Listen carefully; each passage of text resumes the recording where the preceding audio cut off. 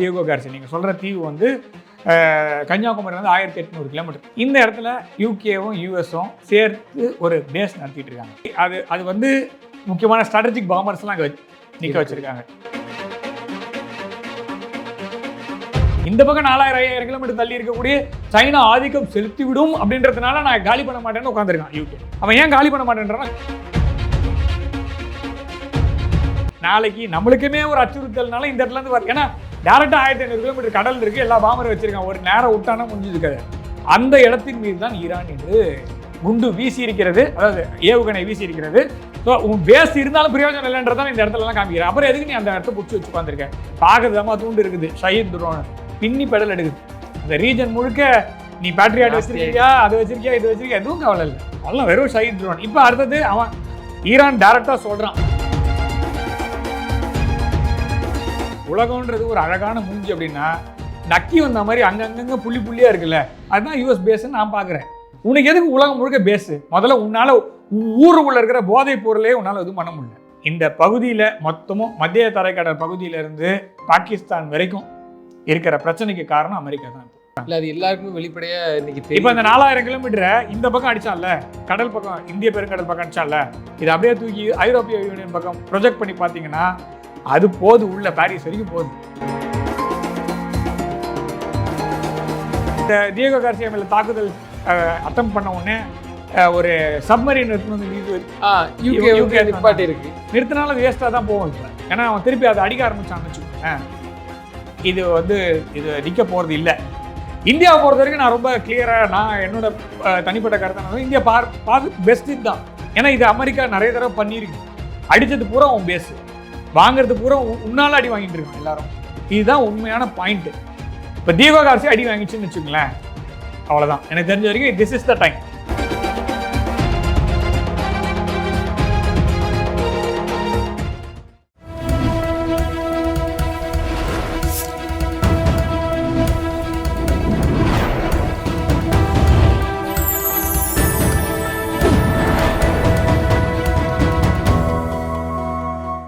Channel 5 Tamil நேயர்களுக்கு வணக்கம். இன்றைய நேர்காணல் நம்மோடு பேச இருப்பது ஜியோ பொலிட்டிக்கல் அனலிஸ்ட் கணேஷ்குமார் அவர்கள். சார் வணக்கம். சார் வணக்கம். சார் சார் பல பேருக்கு தெரியல அப்படி ஒரு தீவு இருக்கா, அது வந்து அமெரிக்காவோட சிஏஏ கண்ட்ரோலில் தான் இருக்காங்கிறது பல பேருக்கு தெரியல. ஆனால் இப்போ தெரிய வருது, ஈரானால் டியோகோ கார்சியான்னு சொல்லிட்டு அந்த தீவை வந்து அட்டாக் பண்ணியிருக்கிறாங்க. கிட்டத்தட்ட ஈரான்லேருந்து 4000 கிலோமீட்டர் வர கையை வச்சுட்டாங்க, அப்ரோச் பண்ணிட்டாங்க. அதுவே போதும். நான் என்ன சொல்கிறேன், அந்த தீவை வந்து நீ எப்படி எந்த பேசிஸில் நீ வச்சுருக்க? முதல்ல என்ன சொல்கிறது, ஏகாதிபத்தியங்கள் முடிஞ்சு போச்சு, இனிமேல் வந்து இம்பீரியலிசம் கிடையாது, காலோனியல் ஆதிக்கம்லாம் முடிஞ்சு போச்சுன்னு சொல்லியாச்சு.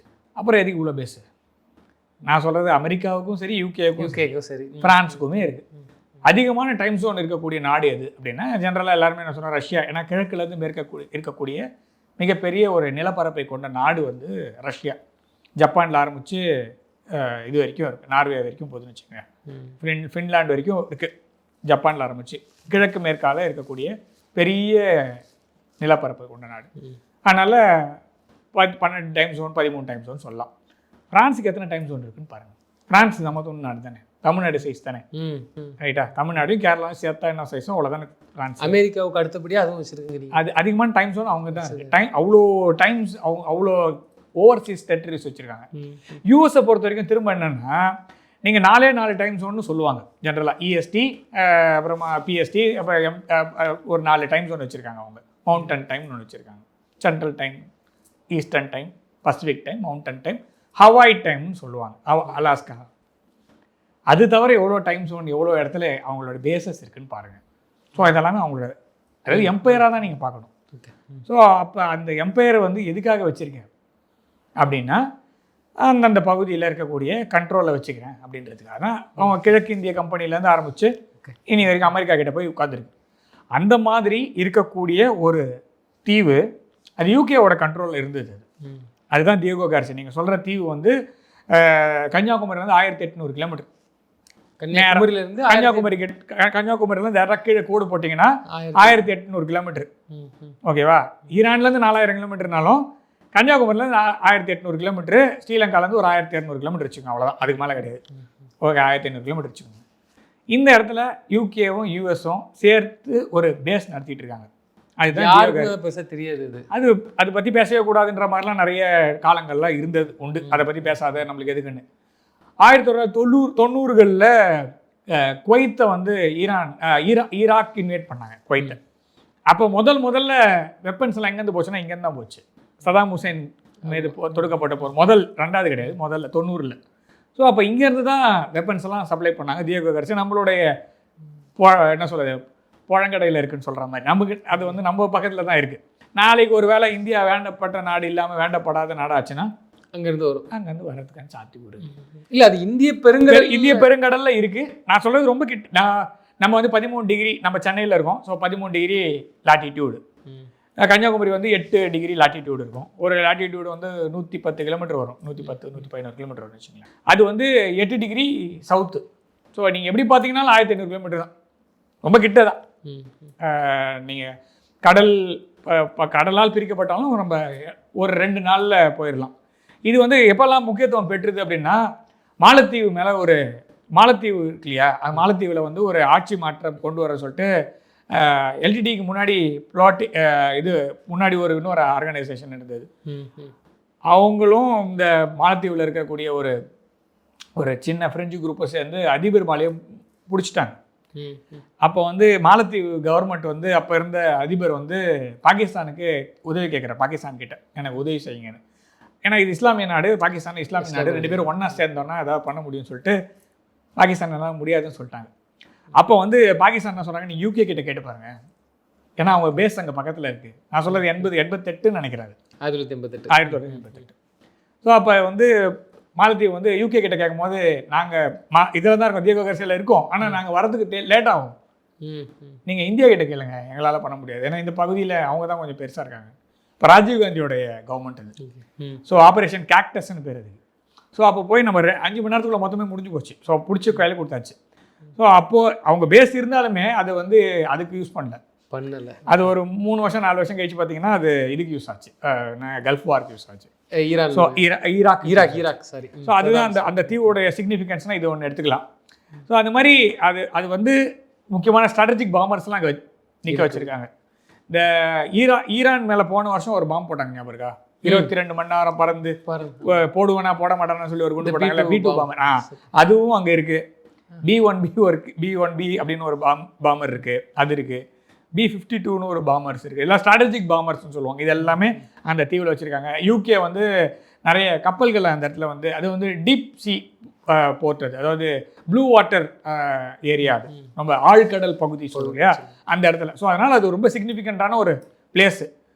அது ரீசெண்டாக என்ன ஆச்சுன்னா, ஒரு 2 வருஷத்துக்கு முன்னாடி இந்தியா வந்து ஐநா சபையிலையும் சரி உலக சபையிலையும் அந்த தீவில் வந்து என்ன இம்பார்ட்டன்ஸ்னால், அந்த தீவில் இருந்த 2500 பேரை, அது அந்த தீவோட பேர் தியகோ கார்சியா அப்படின்னாலும் அது வந்து சாகோஸ் அப்படிங்கிற தீபகற்பம், அதாவது நிறைய தீவுகளோட கூட்டமைப்பில் இருந்த ஒரு தீவு. அது சாகோஸ் தீவு எல்லாத்தையுமே மொரீஷியஸ்க்கு கொடுக்க சொல்லி யூகே வந்து ப்ரெஷர் போட்டாங்க.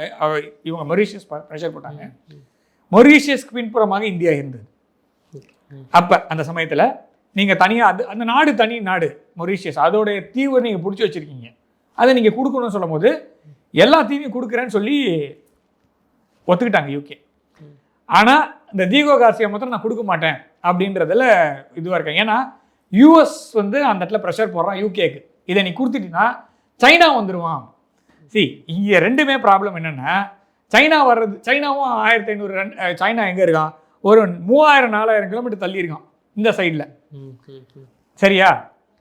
இந்த பக்கம் பார்த்தீங்கன்னா யூகே வந்து எவ்வளோ 10,000 கிலோமீட்டர் தள்ளி இருக்கு, ஓகேவா? இந்த தீவில் 1500 கிலோமீட்டர் தள்ளி இருக்கிற இந்தியாவை மாத்திரம் ஆதிக்கம் செலுத்தக்கூடாது. இந்த பக்கம் 4000-5000 கிலோமீட்டர் தள்ளி இருக்கக்கூடிய சைனா ஆதிக்கம் செலுத்திவிடும் அப்படின்றதுனால நான் காலி பண்ண மாட்டேன்னு உட்காந்துருக்கான் யூகே. அவன் ஏன் காலி பண்ண மாட்டேன்றான்னா, சைனா இந்த இடத்துல ஆதிக்கம் வந்துடும். இதை யார் சொல்கிறான்னா, யூஎஸ் சொல்கிறான்.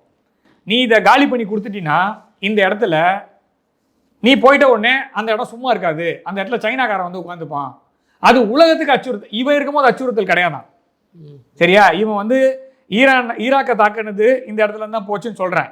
நாளைக்கு நம்மளுக்குமே ஒரு அச்சுறுத்தல்னால இந்த இடத்துல இருந்து ஏன்னா டேரெக்டாக 1500 கிலோமீட்டர் கடல் இருக்குது, எல்லா பாம்பரும் வச்சிருக்கான், ஒரு நேரம் விட்டானா முடிஞ்சிருக்காது.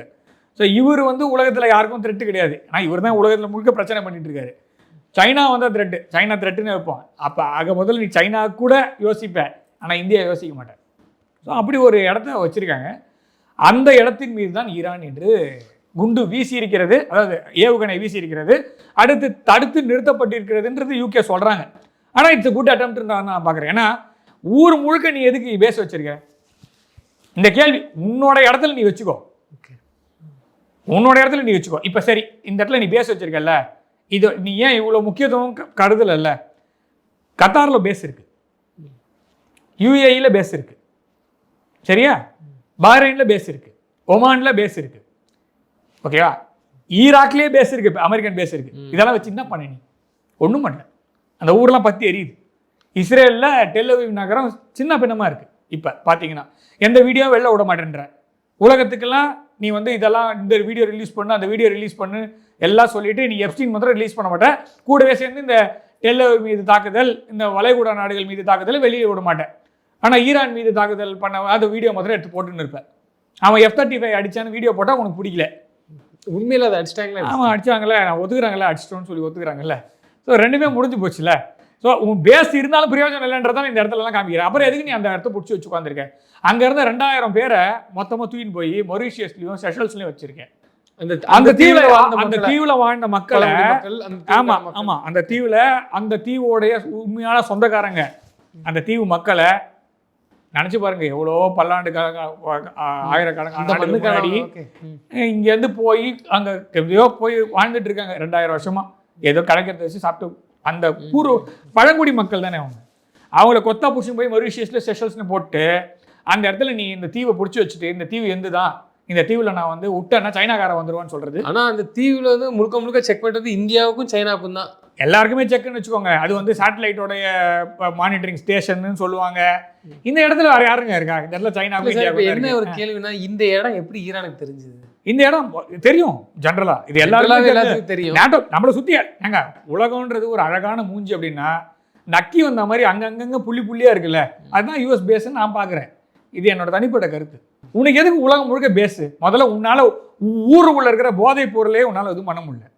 உன் ஊருக்குள்ள இருக்கிறவங்க எல்லாருமே எப்படி நீ ட்ரீட் பண்றன்னு நாங்கள் பார்த்துன்னு தான் இருக்கோம். கையில கஃப் போட்டு தான் கூட்டு போற, வெளிநாட்டில் கூட்டு போய் விடுறது கூட.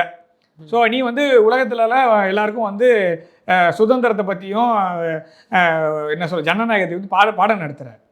நீ அதை எத்தனை ஃபாலோ பண்ணுற? வாக்கு டாக் அவ்வளோதான் முதல்ல. இப்போ இந்த 4000 கிலோமீட்டர் தூரத்துக்கான மிசைல்ஸ் வந்து இப்போ ஆச்சரியமாக பார்க்குறேன். ஈரான் எப்போ இதுவும் வச்சிருக்காங்களா அப்படின்ட்டு இன்னைக்கு வந்து நெத்தனியாவே சொல்லியிருக்கிறாரு. என்னடா வெரி டேஞ்சரஸ், எல்லா நாடுமே வந்துருங்க பாருங்க, ஈரானை பாருங்க அப்படிங்கிறாங்களே. எப்படி சார் பார்க்குறீங்க? உண்மையிலேயே இல்லை, இப்போ இது வந்து நல்ல ஒரு அதாவது நீங்கள் வந்து எல்லாரையுமே வந்து ரொம்ப ரொம்ப குறைத்து மதிப்பிட்டுட்டார்கள் அப்படின்றத நான் பார்க்குறேன். அதாவது ஒன்று உருவத்தை பார்த்து கேலி பண்ணுறது, இல்லைன்னா அந்த நார் அப்படிதான். உருவு கண்டு எல்லாமே வேண்டும், ஒரு பேருக்கு அச்சாணி அன்னார் உடைத்து பார்க்கறதாமா தூண்டு இருக்குது ஷஹீத் துரோனு பின்னி பெடல் எடுக்குது. அந்த ரீஜன் முழுக்க நீ பேட்ரியாட் வச்சிருக்கியா, அது வச்சிருக்கியா, இது வச்சிருக்கியா, எதுவும் கவலை இல்லை. அவ்வளோ வெறும் ஷஹீத் துரோன். இப்போ அடுத்தது அவன் ஈரான் டேரெக்டாக சொல்கிறான், நான் என் ஆர்சனலில் இன்னும் ஓப்பன் பண்ணவே இல்லை, எல்லாம் பழைய காலத்துக்கு தான் வச்சுருக்கேன். இந்த டான்சிங் மிசைல்னு ஒன்று விட்டானுங்க, ஓகேவா, அது மாதிரி நான் நிறைய எடுப்பேன்றான். ஸோ இவங்க தப்பாக கால்குலேட் பண்ணாங்க. டே 1லேருந்து சொல்லிட்டு இருக்கிறது என்னென்னா, இது தேவையில்லாமல் ஈரானை வம்புக்கு இழுத்து இந்த மாதிரி பிரச்சனை இல்லை. இன்றைக்கி வந்து இஸ்ரேலையும் வம்புக்கு இழுத்து விட்டாங்கன்னு தான் நான் சொல்லுவேன். இந்த பகுதியில் மொத்தமும் மத்திய தரைக்கடல் பகுதியிலேருந்து பாகிஸ்தான் வரைக்கும் இருக்கிற பிரச்சனைக்கு காரணம் அமெரிக்கா தான். இப்போ அவங்க தான் இதை கோத்து விட்டாங்க. இல்லை, அது எல்லாருக்குமே வெளிப்படையாக இன்னைக்கு இப்போ இந்த 4000 கிலோமீட்டரை இந்த பக்கம் அடித்தான்ல, கடல் பக்கம், இந்திய பெருங்கடல் பக்கம் அடிச்சான்ல, இது அப்படியே தூக்கி ஐரோப்பிய யூனியன் பக்கம் ப்ரொஜெக்ட் பண்ணி பார்த்தீங்கன்னா அது போகுது, உள்ள பாரிஸ் வரைக்கும் போகுது. ஆமாம், 4000 கிலோமீட்டர் அந்த ரேடியஸில் வருது. ஸோ இப்போ இதுதானா இல்லை இதுக்கு மேலே வேறு ஏதாவது ஏவுகணை வச்சிருக்கானா? ஏன்னா அவன் சொல்லிட்டான், நான் வந்து ஆரம்பிக்கல. நேற்றுக்கு வந்து பெஷஸ்கியான் கிட்ட ஈரானுடைய அதிபர் பெஷஸ்கியான் அவர்களிடம் பாரத பிரதமர் நரேந்திர மோடி அவர்கள் பேசியிருக்காங்க. பேசும்போது நீங்கள் தான் பிரிக்ஸோட சேர்பர்சன், நீங்கள் இந்த போரை நிறுத்த, இது எங்களை இழுத்து விட்டாங்க, நீங்கள் நிறுத்தத்துக்கு என்னவோ பாருங்கன்னு சொல்லி அவர் பேசியிருக்காரு. யூஏயும் சொல்றாங்க இஸ்லாமிக்க கூட்டமைப்பு இந்த பக்கம் வரணும், இல்ல வரணும் முதல்ல. இல்ல முதல்ல இந்த இடத்துல முதல் ப்ராப்ளம் என்னன்னா, பேச வச்சுக்கிட்டு அமெரிக்கா இந்த இடத்துல உட்காந்து மத்தியஸ்தம் பண்ணி பெரிய என்ன ஸ்தானம் இருக்கிறது தப்பு. ஈரான் அடிச்சது தேவையில்லாத பிரச்சனை. இந்த போர் வந்து ஈரான் ஆரம்பிக்கல, இந்த போர் ஆரம்பிச்சது அமெரிக்கா தான் ஆரம்பிச்சது. அது சவுதி அரேபியாவின் அழுத்தத்தின் காரணமா அமெரிக்கா இஸ்ரேலை வைத்து ஆரம்பித்தது இந்த போர். அந்த தொடர்ந்து நடக்குது. அமெரிக்கா தான் இதுக்கு பொறுப்பு ஏற்றுக்கணும். இது ஒவ்வொரு நாள் கண்டினியூவாக பெரிய பிரச்சனையை நோக்கி நகர்கிறது. நேற்று எனர்ஜி இன்ஃப்ராஸ்ட்ரக்சர் மேலே அடிக்க போகிறேன். அதாவது மின்சார உற்பத்தி ஆலை மீது அடிக்க போகிறேன், தாக்குதல் பண்ண போகிறேன். ஆனால் ஈரான் வந்து திரும்ப ஒரு 15 ஃபெசிலிட்டிஸ் லிஸ்ட்டு கொடுத்துருக்காங்க. இப்போ நீங்கள் பார்த்தீங்கன்னா இன்டர்நெட்டில் குடிநீர் அடிப்பேன், அங்கேயும் மின்சாரம் உனக்கு மாத்திரம் எனக்கு மாத்திரம் இல்லை, உனக்கும் அங்கே தான் வருது, நீ என்ன ஆச்சுன்னா நான் உன்னை அடிப்பேன்னு சொல்லிட்டு அவன் லிஸ்ட்டு கொடுக்குறான். இது தப்புன்னு ட்ரம்ப் சொல்கிறாரு. இது எந்த விதத்தில் நியாயம்? இது உலகத்தோட எந்த ரூல் ஆஃப் ஆர்டர் அது கீழே வருதுன்னு தெரியல. எந்த ஒழுங்கு, உலகத்தின் ஒழுங்கினம்னு சொல்லலாம். உலகத்தின் ஒழுங்குலாம் கிடையாது. There is no order. இவன் சொல்கிறான் அவன் அடிப்பேன்னு சொல்லிட்டு அவன் திரும்ப தாக்குதல் பண்ணான்னா அது தப்பு அப்படின்னு சொல்கிறாங்க. இது தப்பான ஒரு விஷயம். அதனால தான் இதை புரிஞ்சுக்கிட்டு தான் உலக நாடுகளுக்கு அதே மாதிரி இந்த டியேகோ கார்சியா மேல தாக்குதல் அட்டம் பண்ண உடனே ஒரு சப்மரீன் வந்து இருக்கு, நிறுத்தினாலும் அது வேஸ்ட்டாக தான் போகும். இப்போ ஏன்னா அவன் திருப்பி அதை அடிக்க ஆரம்பிச்சான்னு வச்சுக்கோங்களேன், இது நிற்க போகிறது இல்லை. இன்னொன்று இந்த ஏதோ ஒரு படம் ஒரு நடுவில் வந்து இந்த அமிதாப் மாமாக்கும் வந்துச்சுன்னு ஒரு மீம் வருமே, அந்த மாதிரி தான் இங்கே அடித்தா அங்கே தானே வலிக்குன்ற மாதிரி அங்கேயே தான் அடிக்க போகிறாங்க. இப்போ அடித்தா எங்கே போகணும், திருப்பி ஜிசிசி கண்ட்ரிஸ் தான் அடிப்பாங்க. அவன் ரீச்சில் எது ஈஸியாக ஒரு கட்டத்துக்கு மேலே எங்களுக்கு கடைசி ஆயுதம் இதுதான் யூகேவும் இல்லை யூகே நினைக்க யூஎஸ்ஏ. சரி, அவன் திருப்பி அடிச்சா நியூக்ளியர் சப்மரீன். அதை தான் நீங்கள் நியூக்ளியர் சப்மரீன் அணு ஆயுதமே நீங்கள் போட்டிங்கனாலும் அது எந்த பேசிஸில் நீங்கள் போடுவீங்கன்னு கேட்குறேன். ஈரானுக்குள்ளே போட முடியாதா? அதுதான், ஈரானுக்குள்ளே போட்டிங்கன்னா மற்ற நாடுகள்லாம் சும்மா இருக்குமா? அதுதான் கேட்குறேன். அது சும்மா சரி சும்மாவே இருக்காங்கனால ஈரானில் ஃப்ரிஞ்சு குரூப் அப்படின்னு இருக்குன்னு வச்சுக்கோங்க. அந்த ஃப்ரிஞ்சு குரூப் இந்த பக்கம் மானவரி தாக்குதல் பண்ணுது. தண்ணி இல்லாமல் என்ன பண்ணுவீங்க நீங்கள்? உங்களோட அணு ஆயுதம் வேஸ்ட்டுன்னு தெரிஞ்சு போச்சு. இப்போ உங்கள் அணு ஆயுதம் போட்டால் கூட அதில் அழிச்சு ஒரு 10 பேர் 100 பேர் இருந்தாங்கன்னா ஒரு 10 ட்ரோன் விட்டாலே இங்கே தண்ணி பிரச்சனை வந்ததுனாலே காந்தல் கோடிக்கணக்கான பேர் தண்ணி இல்லாமல் கஷ்டப்படும் போது உங்களாலலாம் எதுவும் பண்ண முடியாது. That is the end. இது சிவிலைசேஷனல் கிரைசிஸாக போகும். ஓகேவா? ஸோ இந்த சமயத்தில் யாராவது ஒருத்தர் சொல்லி ட்ரம்ப்பை நிறுத்தினா தான் உண்டு. இது வந்து இதுக்கு மேலே வந்து நல்லது இல்லை அப்படிங்கிறது தான் என்னோட பார்வை. இல்லை, ட்ரம்ப்போட கருத்தெல்லாம் பார்த்தா எப்படி தெரியுதுன்னா, நானே தேவையில்லாமல் இறங்கிட்டேன், இந்த உசுப்பேத்துறது பயமுறுத்துறது. அப்போ பிற நாடுகளாவது நீங்களாவது என்ன சாதுபடுத்த மாதிரி அவங்க என்ன மீசையில மண்ணோட்டாத மாதிரி நான் நிப்பாட்டிக்கிறேங்கிற நிலைமையில அப்படி பண்ணாலுமே அவன் நிறுத்த மாட்டான். நீங்க அவன் ஏன் நிறுத்துறான்? அவன் தானே அவன் முதல்ல இருந்து சொல்லிட்டு இருக்கிறது என்னன்னா, இந்த போரை நீங்கள் ஆரம்பிச்சிங்க, ஆனால் நாங்கள் உங்களை முடிக்க விட மாட்டோம், நாங்கள் தான் முடிப்போம்னு சொல்கிறோம். இதில் வந்து ஒரு இந்தியாவை பொறுத்த வரைக்கும் நான் ரொம்ப கிளியராக நான் என்னோட தனிப்பட்ட கருத்தை இந்தியா பெஸ்ட் இதுதான் பார்த்துட்டே இருக்கிறது நல்லது. ஏன்னா இது அமெரிக்கா நிறைய தடவை பண்ணியிருக்கு. அந்த இடத்துக்கு வரணும்னா நிறைய நீங்கள் சரி ரஷ்யா ஏன் சைலண்டாக இருக்கான், அவங்ககிட்ட எல்லாம் இது பண்ண, சைனா ஏன் சைலண்டாக இருக்கான், இந்த பக்கம் துருக்கி ஏன் சைலண்டாக இருக்கான், இல்லை நீங்கள் இதை யோசிங்க. அங்கே அவங்க துருக்கி எல்லா குரூப்லேயும் இருக்கிறான்ல, நம்மளாவது வேறு குரூப்பில் இருக்கோம், அவன் எல்லா குரூப்லேயும் இருக்கான், நேட்டோவில் இருக்கான், ஈயூவில் இருக்கான், எல்லாத்துலேயும் இருக்கான்ல அவன். தெரிஞ்சுக்கிட்டே தான் அது தேவையில்லைன்றதுக்காக தான் கம்முனு இருக்கிறாங்க. ஓகே, இந்த சமயத்தில் நம்ம எதுவும் பண்ண முடியாது. ஏன்னா இவங்க 2 பேர் ஆரம்பிச்சுட்டாங்க. இவங்க 2 பேர் ஒரு பாயிண்ட் ஆஃப் டைம் வரைக்கும் அவங்களுடைய 2 பேருடைய தகுதி இன்மை அப்படிங்கிறது வெளியில் தெரியட்டும். அது நீங்கள் நினைக்கிறீங்களா ஈரானுக்கு அப்படி வரும்ட்டு? ஈரான் கிட்ட எதுவுமே இல்லைங்க. இப்போ ஈரான் அதாவது எந்த ஒரு விஷயத்தையுமே பாதுகாப்பதற்கோ இழப்பதற்கு ஒன்றுமே இல்லை அப்படின்ற ஒரு நாடு இருக்குல்ல, அந்த நாட்டை உங்களால எந்த விதத்திலும் அடிமைப்படுத்தவே முடியாது. ஓகே, அப்படி அந்த ஈரான் முதல் நாள்லயே தானே பண்ணிட்டு இருக்காங்க. இல்ல, அப்ப தகுதியின்மைன்னு வரது யூஎஸ் தரப்புல இருந்து தான் வரணும். ஆமா, இதுக்கு மேலேயே நீங்க ஒத்துக்கலைன்னா ஒரு பாயிண்ட் ஆஃப் டைம் நீங்க ஒத்துக்கோங்கன்னு சொல்றோம். அடிச்சது பூரா உன் பேஸ், வாங்குறது பூரா உன்னால அடி வாங்கிட்டு இருக்கான் எல்லாரும். இதுதான் உண்மையான பாயிண்ட். இப்போ தீபா கார்சி அடி வாங்கிச்சுன்னு வச்சுங்களேன், அவ்வளோதான். எனக்கு தெரிஞ்ச வரைக்கும் திஸ் இஸ் த டைம். இதுக்கு மேலே உங்களுடைய கெப்பாசிட்டன்ஸ் என்னன்றது தெரிஞ்சு போச்சு, அவ்வளோதான். ஸோ இதுக்கு மேலே ஒரு பாயிண்ட் ஆஃப் டைமில் நீங்கள் நிறுத்தணும். திருப்பி அணு ஆயுதம் போடுவேன்னு சொல்கிறது வந்து ஜப்பானை, அது பார்த்தீங்களா, ஜப்பானுடைய பக்கத்தில் உட்கார வச்சுக்கிட்டு பேர்ல் ஹார்பரு குண்டு போடுறதெல்லாம் பற்றி அதுதான் சொல்கிறேன். அவங்க இனிமேல் நான் வரவே மாட்டேன்னு சொல்லிட்டு போயிட்டாங்க, அவ்வளோதான். இனிமேல் நான் ஒரு நல்ல ஒரு எண்ணத்தில் வந்தேன், இதுக்கு மேலே எதுவும் இல்லைன்ற மாதிரி அவங்க ஊரில் அவங்க அரசியல்வாதி, அவங்க தலைவர் இது வந்து இன்டிமினேட் பண்ணுற மாதிரி இருக்குது. எல்லா நாட்டிலையுமே இன்டிமினேட் பண்ணுறாங்க. அதனால தான் மோடி அவர்கள் 2வது டேர்ம் போது ட்ரம்ப் அப்படி பார்க்கவே இல்லை.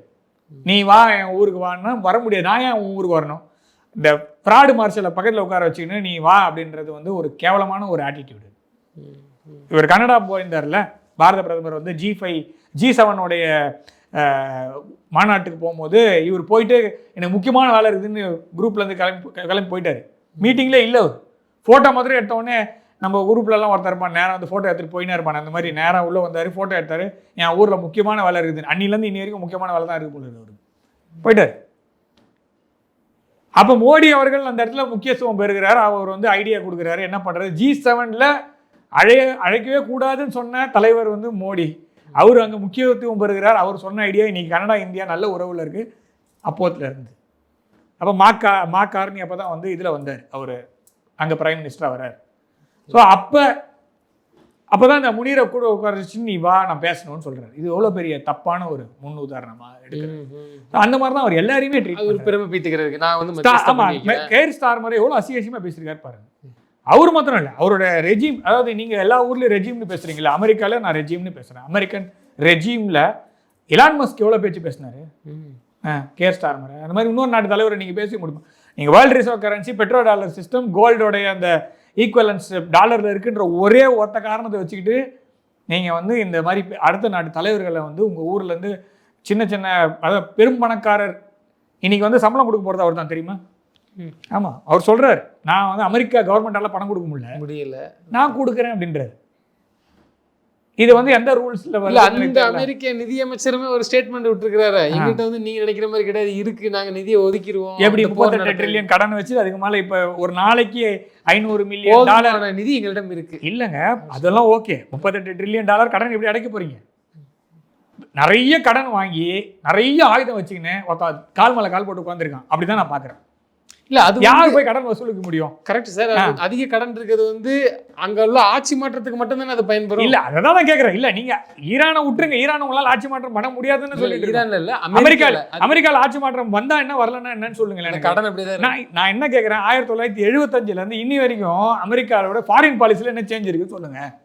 சோவியத் யூனியன் டிஸ்இன்டகிரேஷனுக்கு அப்புறமா எந்த ஜனாதிபதி வந்தாலும் எந்த பிரச்சனையா சால்வ் ஆச்சா? அமெரிக்கா வந்து வெரி ஸ்ட்ராங் இன் பைபார்ட்டிசான். ஓகேவா? யானை வந்தாலும் கழுதை வந்தாலும் நடக்கிறது தான் நடக்கும். அவங்களுக்குள்ள ஒரு அரேஞ்ச்மெண்ட் இருக்குது. அவனுக்கு புத்திசாலிங்க, நம்மளாம் தான் முட்டாளுங்க. டு பி ஃப்ராங்க், இதை இன்னைக்கு உணர ஆரம்பிச்சிருக்காங்க உலக. அவன் காலகாலம் ஏங்க இல்லை சார், நான் என்ன கேட்குறேன்னா இப்போ ஈரானை கை வச்சு இவ்வளோ பெரிய சிக்கல்ல இழுத்து இது வந்து எந்த நாடுமே போகல, ஒரு முடிவு உண்டாகுது. சைனா அமைதியா இருக்கு, ரஷ்யா அமைதியா இருக்கு, பிரிக்ஸ் மற்ற நாடுகள்லாம் சேர்ந்து இப்போ ஏதாவது ஒரு பண்ணாதான் உண்டு. இது வந்து ஈரானுக்கு நீ நடந்தது, நாளைக்கு யாருக்கு வேணா நடக்கலாம் அப்படிங்கிறது. ஏன் யூகேக்கு கூட நடக்கலாம், இல்லைன்னு சொல்ல முடியுமா? 1920 இருந்து 1930 அமெரிக்கா யார் யாருக்கெல்லாம் கலர் கோடு வச்சிருந்தாங்க வாருக்குன்னு பாருங்க. இப்போ புதுசா ஒரு கோடு வச்சிருக்காங்க பாத்தீங்களா? அதுல பாகிஸ்தான் இந்தியாவுமே இருக்குதுல, எல்லாரும் இருப்பாங்க. ஏங்க நான் சொல்றது 1920ங்க.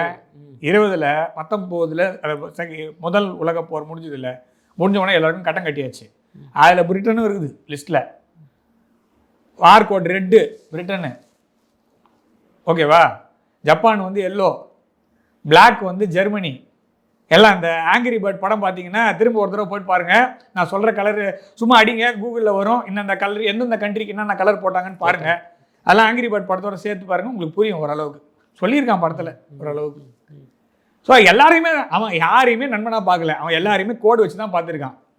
எவன் வந்து நம்ம மேலே கை வைப்பான். அதாவது மோஸ்ட் இன்செக்யூர்ட் கண்ட்ரி அப்படின்றத நான் பார்க்குறேன். இந்தியா வந்து எல்லாருக்கும் துருக்கிக்கு உதவி செய்கிறேன், பாகிஸ்தானுக்கே உதவி செய்கிறேன்னா அப்போ நான் ரொம்ப செக்யூர்டான ஆள். என்னை மேலே குண்டே போட்டாலும் நான் உனக்கு ஹெல்ப் பண்ணுறேன்டான்னு சொல்லிட்டு ஹெல்ப் பண்ணுறான்ல, அப்போ நான் எவ்வளோ செக்யூர்டான மைண்ட் செட்டப்பில் இருக்கேன். உதவி செய்கிற நாட்டை வார் லிஸ்ட்டில் கோடில் வச்சுருக்கேன் அப்படின்னா அப்போ எவ்வளோ இன்செக்யூரான ஒரு சொசைட்டியாக அவங்க இருக்காங்க. ஸோ இதை தான் நான் இதை டைவர்சிஃபை பண்ணி பார்க்கணும்னு நான் சொல்கிறேன். அதனால் இதுக்கு மேலே இது கண்டினியூ ஆக முடியாது. மற்ற நாடுகளும் புரிஞ்சுக்கணும். இதில் நம்ம மாத்திரமோ இல்லை சைனாவோ ரஷ்யாவோ பிரிக்ஸு மாத்திரம் இல்லை, இது ஐரோப்பிய யூனியனோடைய கண்ட்ரீஸ்க்கும் இது பொருந்தும்.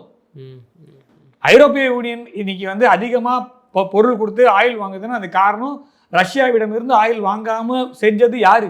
யூகே, யூஎஸ் தான். பிரான்ஸ் உணர தொடங்குது, ஜெர்மனி உணர தொடங்குது, இட்டாலி உணர தொடங்குது. அதுவும் சும்மானா வளரல. இங்கே வந்து சாயல் ரீஜன் இருக்குல்ல ஆப்பிரிக்காவில், அங்கேருந்து இவங்களுக்கு யுரேனியம் போச்சு. சாயல் ரீஜன் கை விட்டு போயிடுச்சு இப்போ ஃப்ரான்ஸுக்கு. ஸோ இங்கே நிறைய உலக அரசியலுக்குள்ள நிறைய இடியாப்ப சிக்கல் இருக்குது. அவன்லாம் உணரலாம் மாட்டான். ஏங்க 1880 நினைக்கிறேன், 89 பெர்லின் கான்ஃபரன்ஸ்னு ஒன்று நடத்தி ஆப்பிரிக்காவை கூறு போடுறானுங்க. ஐரோப்பிய ஒன்றிய நாடுகளில் எல்லாரும் இதெல்லாம் உனக்கு இதெல்லாம் எனக்குன்னு ஒரு ஆப்பிரிக்காக்காரன் கூட கிடையாது இல்லை. பெர்லின் கான்ஃபரன்ஸ் சும்மா படிச்சு பாருங்க. ஆப்பிரிக்காவை கூறு போட்டு எடுத்துக்கிறான், இதெல்லாம் நீ உனக்கு எடுத்துக்கோ, இதெல்லாம் எடுத்துக்கோன்னு. இந்த மாடு ஆடெல்லாம் வெட்டிட்டு என்னென்ன பார்ட் அந்த மாதிரி ஆப்பிரிக்காவே கூறு போட்டு பீஸ் ஆக்கி இதெல்லாம் உனக்கு இதெல்லாம் எனக்கு. அது நாட்டிலேருந்து எவனா வரணும் இல்லை, டே யாரா எடுக்கிற யார் ஒருத்தர். இந்த மனநிலையில் தான் இன்றும் இருக்கிறார்கள். அது எதுவும் மாற்றமும் இல்லை. இன்னைக்கு கீழே போகிறானுங்க, அதனால ஓரளவுக்கு யோசனை வருதே தவிர மற்றபடி சான்ஸ் கொடுத்தீங்கன்னா டியேகோ கார்சியா யாருக்கு எதிராகவும் வேலை செய்யும். அதனால் ஈரான் அடிச்சானேன்னு ரொம்ப கவலைப்படாதீங்க. பார்த்து நம்மளால பண்ண முடியல, எவனோ ஒருத்தன் பண்ணுறான், சைலண்டாக எடுத்து அவ்வளோதான். ஏன்னா ஆப்ரேஷன் சிந்துரும் போது நம்ம மேலே அடிக்கும் போது மற்ற எல்லாம் வேடிக்கை தான் பார்த்தான். நல்லா ஞாபகம் வச்சுங்க. நம்ம கீழே விடுறோம், நம்ம அடி வாங்கும் போது எழுந்து முதல்ல பார்க்க வேண்டியதுன்னா எவன்லாம் கை தட்டுறான், எவன்லாம் கை பிடிச்சி தூக்கி விட்றான், எவன்லாம் வேடிக்கை பார்க்குறான். இது மூணுத்தையும் கண்டிப்பாக பார்க்கணும்.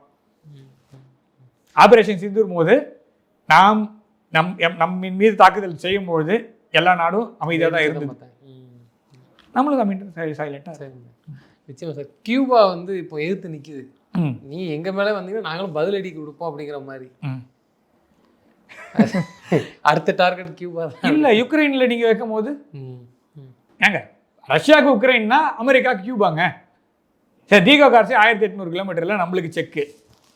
சரி, நான் வந்து ஒரு வார்த்தை கேட்குறேன். கியூபாவில் நீ வந்து என்னோட பிரதேசத்தில் ஒரு பேஸ் வச்சிருக்க, நான் வந்து உன் பிரதேசத்தில் ஒரு பேஸ் வச்சுக்கலாமா? அது நீ அனுபவிக்குமா? ஓகேவா? குவாம்னு ஒரு இடம் இருக்குது. அந்த குவாம் வந்து அமெரிக்காவோட ஆளுமைக்கு உட்பட்டு இருக்குது. அது சைனாவுக்கு பக்கத்தில் இருக்குது. நீ அங்கே வச்சிருக்க பேஸு, நான் வந்து அங்கே வைக்கட்டுமா? சைனா கேட்கலாமா? ரஷ்யாவை சுற்றி எவ்வளோ பேஸ் இருக்குது, ஈரானை சுற்றி எவ்வளோ பேஸ் இருக்குது. ஈரானை சுற்றி பேஸ் தான் இருக்குது, ஃபுல்லாக பேஸ் தான் இருக்குது. இன்னைக்கு இல்லை, அடி வாங்கியிருக்கேன் அந்த பக்கம், ஆனால் வச்சிருக்கல பேஸு. சரி, அப்போ மூணு நாட்டு பக்கத்தில் நாங்கள் பேஸ் பற்றி யோசிச்சாலே உலக அமைதிக்கு குந்தகம் எல்லாம் சொல்கிறல்ல. ஸோ நீ பண்ணுறது உனக்கு திரும்ப வரும், அவ்வளோதான். கியூபா ஏந்து நிற்கிறான்னா அவனோட நாட்டோட இறையாண்மையை அவன் பாதுகாத்துக்கிறான், அவ்வளோதான். நீங்கள் எல்லாரையும் தூக்கி சாப்பிட முடியாது, எல்லா ஊர்லேயும் லஞ்சம் கொடுத்து வெனிசுலாவில் கடத்தின மாதிரி கடத்த முடியாது, எல்லா ஊர்லேயும் அரச குடும்பத்தை கன்வின்ஸ் பண்ணி அந்த நாட்டோடைய பாப்புலேஷன் ஆள முடியாது, எல்லா இடத்துலையும் வந்து வீடியோ எடுத்து வச்சு மிரட்ட முடியாது. நிச்சயமாக சார். அமெரிக்கா வந்து அவங்களுடைய காளான் படையை உள்ள ஈரானுக்குள்ளே அனுப்ப போகிறோம்னு ஒரு வாரமாக உருட்டிட்டு இருக்காங்க. அப்பப்போ இடையில அதுக்கு ரெடி ஆகிட்டு சிறப்பு படை, அமெரிக்காவோட சிறப்பு படை, அது வந்து உண்மையில போக போகிறாங்களா? போனாங்கன்னா அதான் மிகப்பெரிய ஒரு வரலாற்று பிழையாக இருக்கும் அப்படின்றது என்னோட தனிப்பட்ட கருத்தாக வச்சுக்கிறேன், அவ்வளோதான். வேறு எதுவும் சொல்கிறதுக்கு. அதை விட வேறு ஒரு அதுதான் கடைசி, அதுதான் ஒரு வரலாற்று தவறு அப்படின்னு சொல்லுவாங்கள்ல.